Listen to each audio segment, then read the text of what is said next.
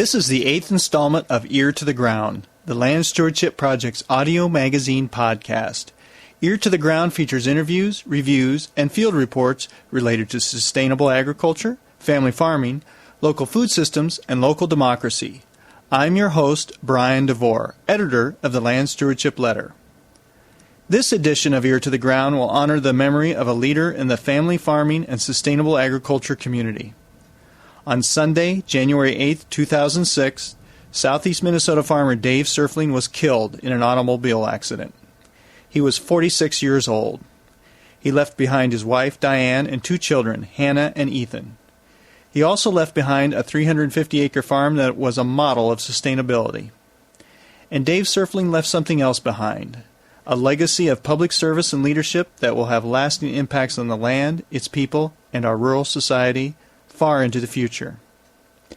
This Ear to the Ground is an obituary of sorts, but it is also a celebration of a man who in many ways epitomizes the best stewardship family farming can offer. During his short life, Dave Surfling had an extraordinarily huge impact on family farming and sustainable agriculture. In 1987, he and his wife Diane were one of the original farm families to be involved in the Land Stewardship Project's Stewardship Farming Program, an on-farm research and information exchange initiative that was a precursor to the current Sustainable Farming Association of Minnesota. The Surflings continued to be involved in on-farm research and education during the past 2 decades. Dave also increasingly took on a leadership role and frequently spoke and wrote about the need for farm policy that was fair and promoted systems that supported families, a healthy environment, and vibrant communities.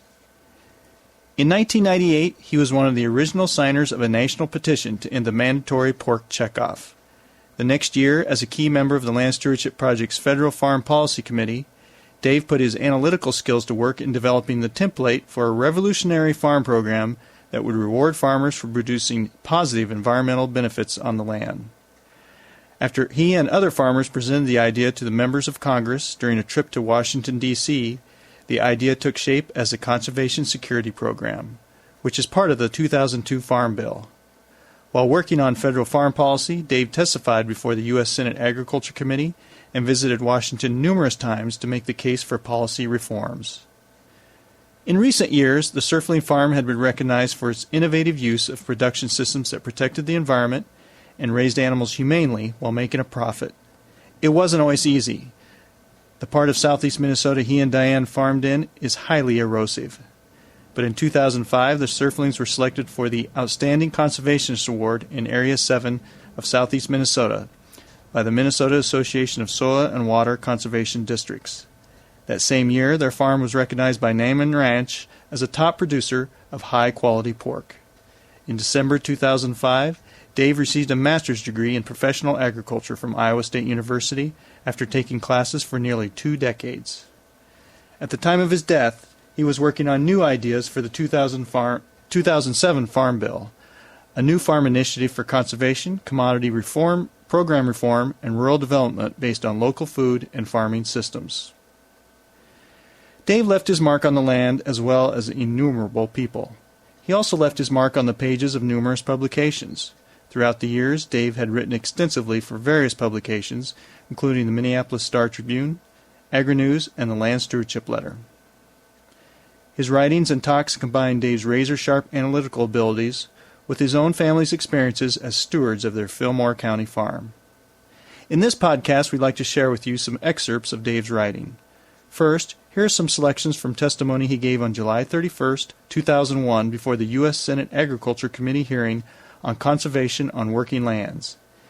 In his testimony, Dave lays out the framework and philosophy behind something called the Conservation Security Act, or CSA. This initiative was later signed into law as the Conservation Security Program, also known as CSP. CSP is now recognized as one of the most innovative federal farm conservation programs ever created.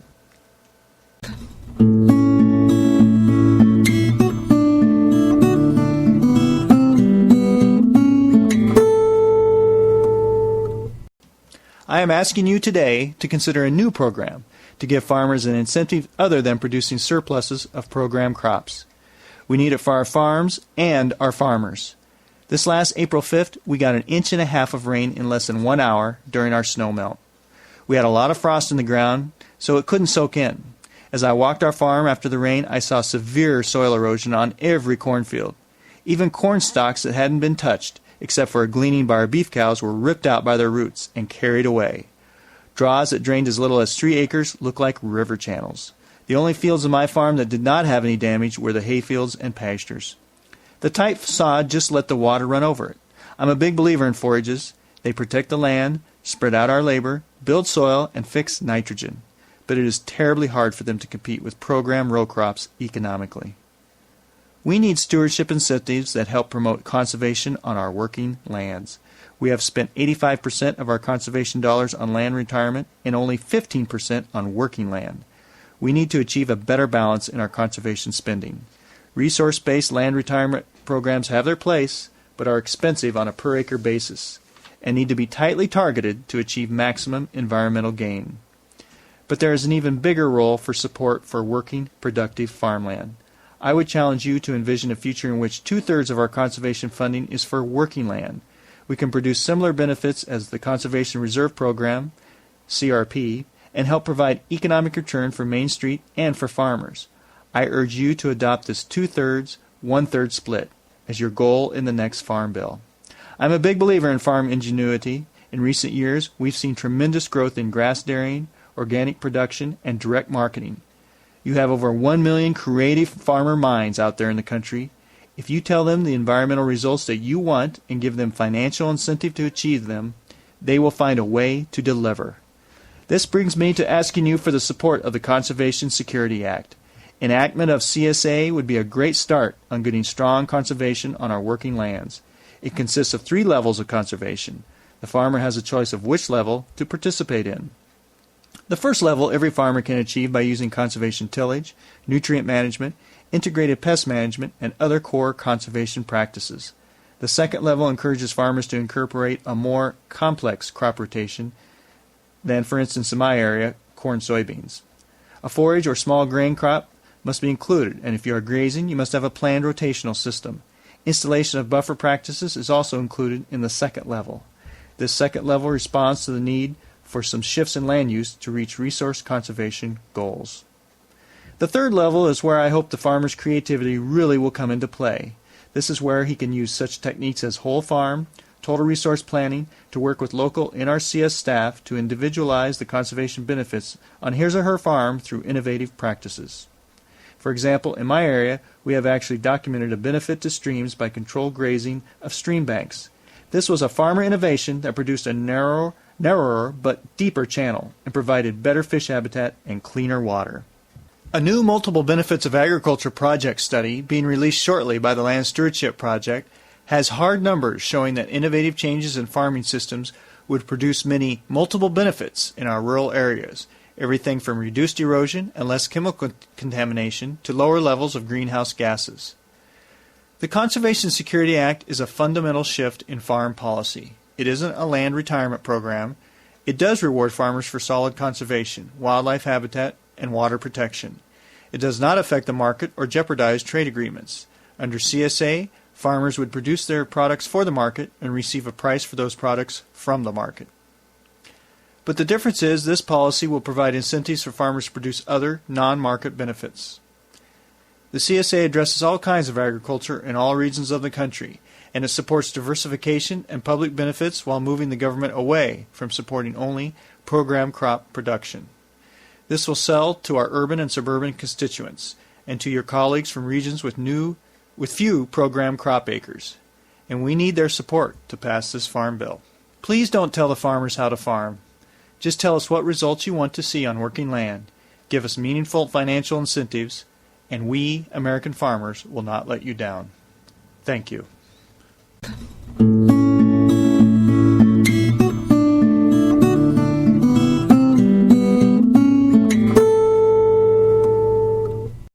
In 2005, the Surfling Farm had the opportunity to sign up for the Conservation Security Program when it was offered in the Root River watershed. I talked to Dave soon after his farm was accepted into the program, and to say the least, he was ecstatic at the thought that their conservation farming measures were finally going to be recognized and rewarded by the same government that had long put barriers in the way of stewardship-based production systems. Now we'd like to read from an essay Dave wrote for the Minneapolis Star-Tribune's opinion page in 1999. It's a prime example of Dave combining his love of the land and his family with a hard-nosed demand for a chance to compete on a level playing field. I feel very blessed that I can continue to live my dream and be a full-time family farmer. I have known many people who had to give up their dream or perhaps only farm on the weekends and in the dark while holding down a job in town. The decision to quit farming is the most gut-wrenching change a farmer can go through, especially when it is a multi-generational family farm. On the average over the past 5 years, our farm has been able to produce a gross revenue of $150,000 with a net profit of $30,000. We're not setting the world on fire, but it's enough to live on and have a decent quality of life. With the help of low overhead and my wife Diane's part-time job, we have been able to provide for our 2 children, Hannah and Even. We make our living by raising cattle, hogs, sheep, and chickens. All of the crops, corn, oats, hay, and pasture, that we raise on our 350 acres are fed to our animals. This diversity is key to our needs and goals. We feel that a diverse system that blends livestock and crops helps us stay economically and environmentally healthy. Being small and diverse gives us the kind of flexibility larger, more specialized farms can't attain. When beef prices are down, for example, perhaps one of our other enterprises will help get us through. The manure produced by our animals is used on the land that grows their feed, creating the ultimate form of recycling. But I don't raise livestock just for economic and agronomic reasons. Working with animals has always been one of my loves. I get an adrenaline rush when I play doctor and help a cow deliver a calf successfully. It is a race against life or death. It tears me up when I lose and gets me very excited when I win. Don't get me wrong, everything isn't rosy in agriculture. Farming for me is the most mentally and physically challenging vocation that I know. Trying to find profit in today's agriculture is extremely difficult, but it helps that we incorporate our values into our economic decisions. I get pretty excited, just ask Diane, when I find a practice that gives me profit and also is good for the environment, my family, and society. All the while, I have to keep in mind that I have no boss. It is up to me to get the most critical things done first and to keep my schedule intact and have time for my family and the causes that I believe in. It is a true juggling act. One of the acts we juggle is to purposely keep some jobs labor-intensive. We're not sadists, but this has allowed us to keep our overhead low and teach my kids not only how to work, but how to sweat. We push ourselves so hard sometimes that we fill our caps with cold water and empty them on our heads. It feels so refreshing after a hot summer day of making hay. We work hard, play hard, eat well, and sleep deep on this farm. Our kids are learning a sense of accomplishment for a job well done. 9 out of 10 days I enjoy having an outdoors job. To see the seasons change, the lambs playing tag, the cattle contentedly grazing, and the pigs rutting in the straw are all visual pleasures that I have daily on the farm. My favorite landscape is a sea of deep green corn just before it tassels, contrasted with fields of golden oats ready for harvest. It only lasts a few days, but it is very pretty. As you can probably tell, I love farming. But I have seen agriculture changing. When I was growing up, the small family farm was the foundation of agriculture. The land was cared for by owner-operators. The schools and churches in our rural communities were full. Our social fabric in our rural area was supported by middle-class family farmers. But now farming has split into 3 main sectors. There are still independent, multi-generational family farmers like myself, but there's also a fast-growing segment of part-timers. The third segment is mega farms, where the owner simply manages many employees to do the work. These employees get paid whether or not the land is eroding, the water is polluted, or the neighbors don't like the smell. But they are not being paid well enough to support the small-town, Main Street businesses. I'm a big supporter of an agriculture that is characterized by caring, independent, small family farms. I believe in my heart that it is possible. I said earlier that it is a gut-wrenching experience for a farmer to quit, but I also believe all of society loses when a family leaves the land. The urban and suburban people I talk to say they like the kind of farming that relies on independent owner-operators like myself. They tell me that's the kind of agriculture they want producing their food and caring for the land across Minnesota. This isn't a pipe dream. There are many other families like mine out on the land, producing food and feeling positive about their future. But we face many difficult barriers. For example, I've crunched the numbers, and I know I can produce quality hogs just as efficiently as the big guys. But all that means nothing if I don't have a market for those animals. It's very frustrating to see packers pay more for hogs raised on mega-sized factory farms based on volume, not superior quality. We need public policies that target the type of farm that society says it wants and needs. Family-owned and operated, as well as economically and biologically diverse. We need to keep markets open for family farms. Believe it or not, there are many young farmers just chomping at the bit to get established on the land. We need low-cost, viable ways of getting them started. We need organizations like the Land Stewardship Project, which is bringing farmers like myself together with non-farmers to work toward making family-sized operations the foundation of our food system. The corporate takeover of American farming is not a given. If we can come together and make a commitment to have more small family farmers on the land, we can achieve such a goal. That's what democracy and freedom of choice is all about, not being chained to the wall of inevitability.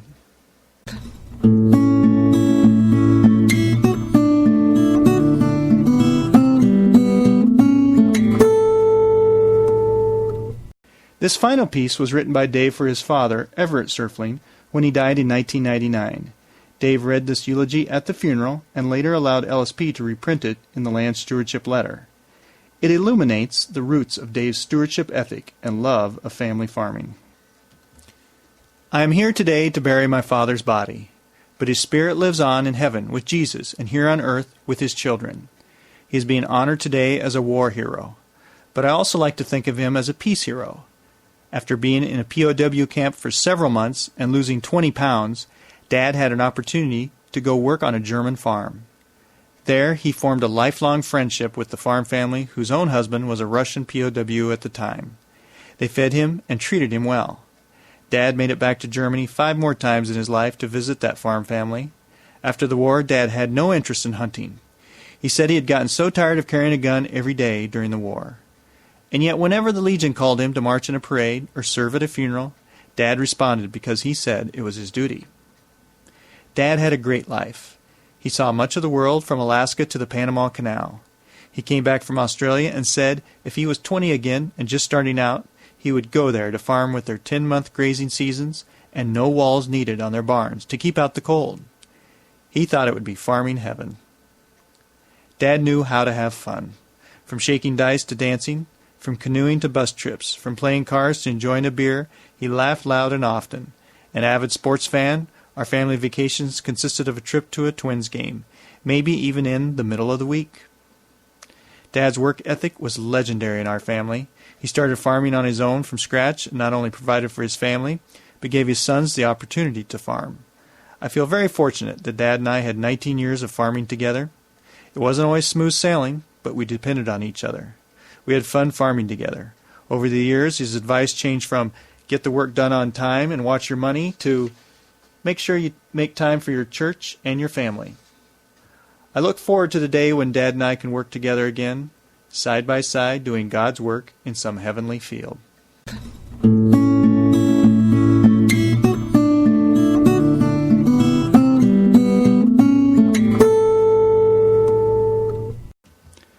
I have a feeling Dave and Everett aren't exactly resting in peace these days, and I'm sure that's probably okay with them.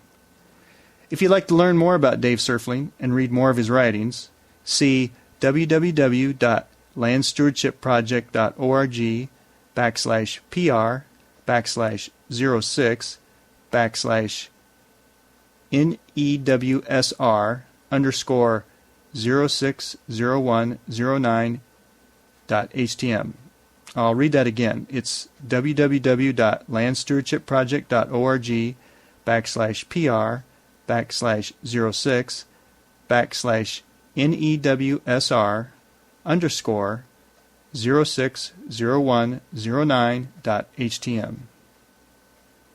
You can send your comments, criticisms, and suggestions about this podcast to me, Brian DeVore, at bdevore@landstewardshipproject.org. That's bdevore@landstewardshipproject.org. You can also give me a call at 612-729-6294. A special thank you goes out to Laura Borgendale, a Western Minnesota musician and LSP staffer who provides Ear to the Ground's theme music. And a very special thank you to all of Land Stewardship Project's members who make initiatives such as this podcast possible. If you're not a member and would like to support us, go to landstewardshipproject.org to learn how to join LSP. Thanks for listening.